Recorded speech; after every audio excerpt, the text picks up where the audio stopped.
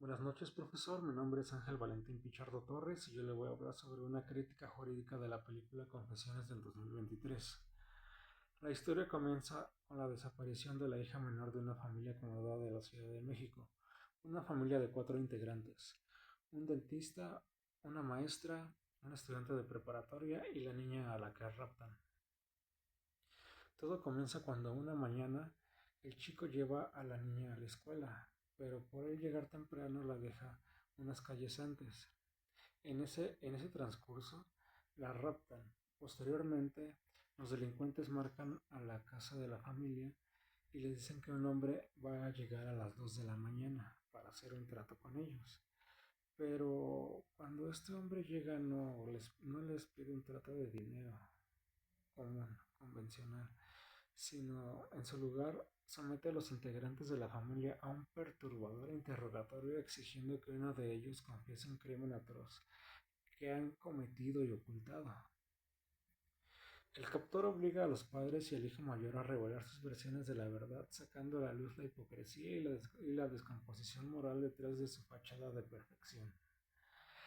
La tensión psicológica. La narrativa se centra en la confrontación verbal y el desmoronamiento emocional de los personajes, mientras el tiempo se agota para salvar a la niña.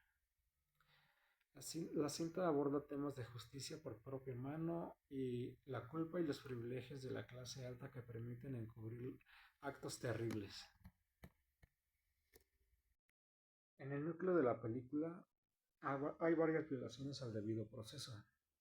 El secuestrador actúa como juez, jurado y ejecutor, eliminando las garantías procesales que el Estado debería proporcionar. El protagonista incurre en tipos penales graves como privación ilegal de la libertad, o sea, el secuestro y tortura física y psicológica para obtener confesiones. La trama cuestiona si la ineficiencia del sistema legal para castigar crímenes ocultos justifica la irrupción violenta en la esfera privada para forzar la verdad. La película utiliza la confesión como un acto voluntario ante la autoridad, sino como una moneda de cambio por la vida de la víctima. Un punto muy importante sería la invalidez legal. En el derecho mexicano, cualquier confesión obtenida mediante coacción o tortura es nula y carece de valor probatorio según el principio de exclusión y de prueba ilícita. Mientras que en el proceso civil o penal la confesión busca liberar de pruebas a la contraparte, aquí se presenta como un acto de autotestimonio moral que busca un castigo proporcional e inmediato ajeno a los códigos penales vigentes. Jurídicamente, la obra expone cómo ciertos estratos sociales pueden evadir la acción de la justicia mediante el ocultamiento de delitos bajo una apariencia de perfección. La película sugiere que ante la falta de consecuencias legales para actos graves cometidos por figuras poderosas o integradas, surge un derecho de represalia que busca una justicia proporcionada a la falta cometida aunque ésta sea ilegal. La trama desglosa cómo diferentes miembros de la familia han cometido actos reprobables, desde secretos oscuros hasta posibles delitos. También hacen encubrimientos, se plantean responsabilidad legal o omisión de los familiares que conocen delitos y deciden callar para proteger el estatus social, lo que en términos jurídicos podría derivar de complicidad o de encubrimiento dependiendo del grado de la participación del familiar.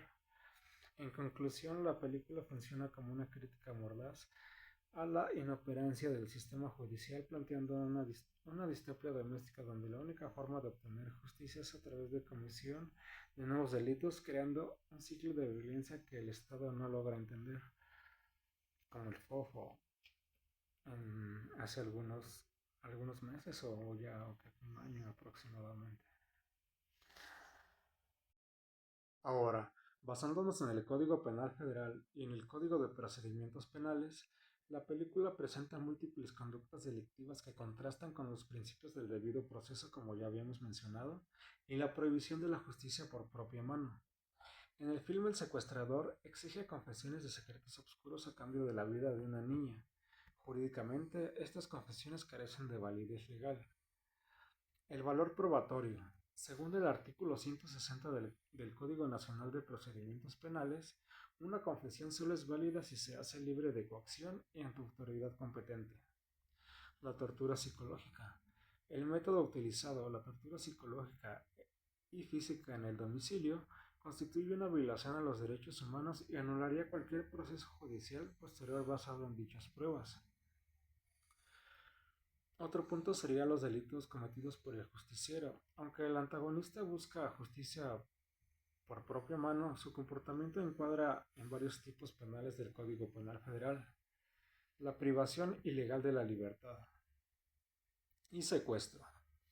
El rapto de la menor y la retención de la familia en su hogar violan el artículo 364 y disposiciones sobre secuestro agraviado al utilizar amenazas de muerte. La justicia por propia mano. El artículo 17 constitucional prohíbe hacerse justicia por su propia mano, por sí mismo. El captor inflige esta norma al intentar castigar faltas pasadas mediante violencia. Las torturas y las lesiones. Al infligir sufrimiento para obtener información, incurre en delitos que el Código Penal Federal sanciona severamente, dependiendo de la gravedad de las lesiones físicas o daños psicológicos causados. Ahora, los delitos revelados por la familia. O sea, la madre, el dentista y el hijo.